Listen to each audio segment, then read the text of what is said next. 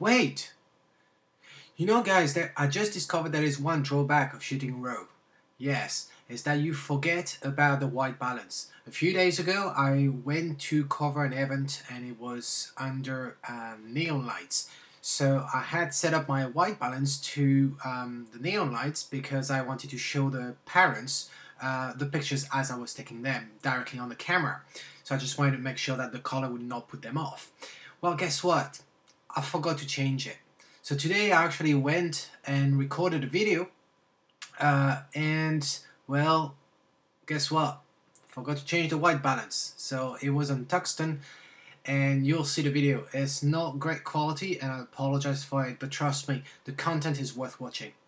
Cheers. Hi, I'm Tom Miggott from Tom Miggott Photography. Did you know that one of the most viewed video on my YouTube channel is about cheap macro photography and the extension tubes? Well, that leads me to believe two things. Either you are very enthusiastic about macro photography or you simply like cheap stuff. Well, either way, we're going to talk about it today. So this is a treat for you, and what a better place to do that than at the Butterfly and Insect World on the outskirts of Edinburgh. And with me today I have Keith. Hi Keith. Hiya. And Missy. Missy, a boa. I love snake, can't you tell? So Keith, how long has this establishment been running for? It was built in 1985. Wow, that's over 25 years ago. That's brilliant. Yeah. And besides butterfly and insect and reptile, what else do you have? Well, we have the reptile room, so we have lots of reptiles in there, chameleons, 3 different species of chameleon, pygmy chameleons this size, tiny little ones. And then we have the bugs and beasties room, hello Missy, the bugs and beasties room, which has ants walking above our head on the rope. Wow. We have a stick insect wall with 5-6 different species of stick insect alone in there. And then a nocturnal room as well, which is where the animals come out at night. They live in that room, so it's dark. What, you've got something to say? No? Nothing? Okay. Well guys, today we're going to talk about macro photography, as you guessed it, and we're going to talk about a great way to do that with your normal lens. Yes, you'll see. We're going to transform your normal lens into a super macro lens. Stay tuned. Hey guys, so we're back. We're in a different corner of the building here. And with me on the table I have a Pre-Mantis. And I have my camera here on my study tripod, and as you can see this is the Manfrotto. I can't remember the series, but it will be here showing. But what's great about this tripod is that the arm basculates itself and I can then move horizontally and get closer to my subject, which is really, really great. So, reverse ring. So, a reverse ring is pretty much something like this, what you see here. And on one side you have the threading that goes where your filter goes on your lens normally, and on the other side you have a camera mount. Hence it's very important for you guys to, when you order a reverse ring, to make sure that you order the one that fits your camera, whether it's a Nikon, Canon, Pentax or Sony. So here I have a Canon mount one, and this one fits this lens here, which is 67mm. So what you do is you actually go and put it in front of your lens, just so. And as you can imagine from the name of reverse ring, instead of plugging your camera this way, the normal way through here, we're going to plug it from the front. So one other thing to understand about reverse ring. When we talk about macro photography, we're talking about a ratio of 1:1 minimum. And if you use a standard lens, which is a 50mm, and the reason why we call them standard lenses is because they don't have magnification. So it's pretty much what you see is what you get. If you use a reverse ring on a 50mm lens, you will end up with a real true macro photography lens, which will be a ratio of 1:1. The interesting thing with reverse ring is that you reverse the whole logic as well. So let's say you have a telephoto lens or a long focal lens. You would think that you would actually have a bigger magnification, where in fact it's the opposite. So when you use a 50mm lens, you get a ratio of 1:1. If you use a 20 or 18mm lens, then you will get closer to a ratio of 4:1, which is 4 times stronger than a regular macro lens. So that means that your standard kit lens, the 18-55, it will be stronger at 18 than it will be at 55, and that changes your lens from a regular cheap kit lens into a fantastic super macro lens. So here I have two lenses with me. I have this Canon 18 to 135. It's a modern lens. It's electronic, meaning that you set the aperture on your camera and it's electronically passed on to the lens when you take the shot.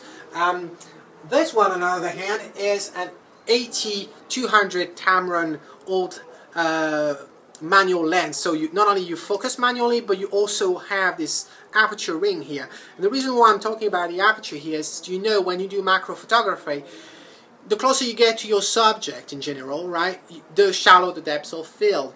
Well, you can use the aperture to counterbalance this. So if I'm using my aperture f22, I would kind of prevent that shallow depth of field. I will still have it, but a lot less than if I was actually using f11, f8 and down to f3.5 or f1.8, for example.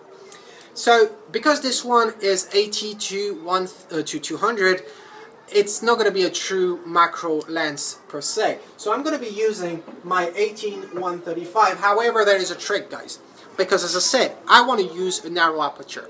This is an electronic lens. There's no ring for the aperture. So how am I going to do this? Well, let's see. You're going to plug your lens as you would normally do. So here I'm plugging it to my camera, like this. Then you're going to go on either aperture priority mode or manual mode, and you're going to go to aperture f22. So here I'm already on f22. When you do this, at this particular second, the aperture in your lens is still at 3.5, which is the widest one I can get here. And this is because it's waiting for the signal from the shutter button to inform of the aperture, and then we'll reduce the diaphragm and take the shot. But there is a trick. If you actually press on your depth of field preview button, if you ever wonder what that button was for, at least here you know what it would be. You press on it. What it does, you will hear the diaphragm changing and going into f22, and that's to enable you to see in the viewfinder the effect of the depth of field. So once you do this, you keep your finger on it and you turn off your camera, right? You release your finger and you unmount your lens. By doing so, if you look at your lens now, you will see that it's at f22. It's locked in. So it's great because now I can reverse the lens, sorry, and like this, and that's it. And now, you're gonna go closer to your subject. So one thing that I suggest is, because we're dealing with f22 here, which is a very narrow aperture, you won't see anything or much from the viewfinder. So what I always do is, my camera has a live view LCD screen at the back. So if yours does, make sure you activate it, because you will see much better. By half pressing your shutter speed, it will enhance the brightness, and it's going to help you to frame your subject. Bear in mind, we're dealing here with a very high magnification, so it might be very time consuming to set up your lens in front of your subject. So here,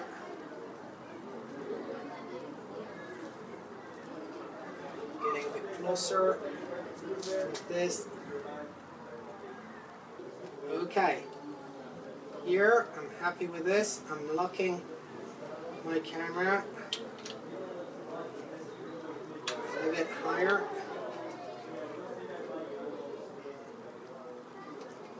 It's very time consuming. This is macro photography, guys, so it takes a while to set up, and I'm dealing with a live animal here, which by definition is moving whenever she feels like it. So, and then you just tweak by zooming in, zooming out until you get what you like.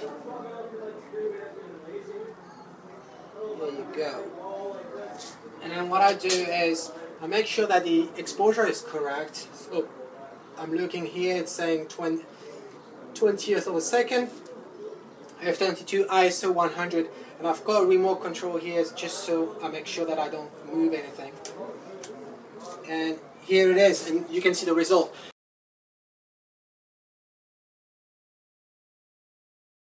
So, as you can see, there's very shallow depths of field, and I will use more or less some magnification to improve the tag, to make sure that what I want. There's no point of zooming too much or to magnify it too much and you can't see what it is at the end. So I hope you found that informative. This is another cheap way of doing macro photography. The ring cost about £6, so very, very affordable, and you can use it on any lens you want, and you will turn that lens into either a macro lens or a super macro lens. I'm going to be taking a few more pictures. You should see them in a few seconds. Until next time, this is Tommy Good saying, if you like it well, capture it cheaply. Ciao.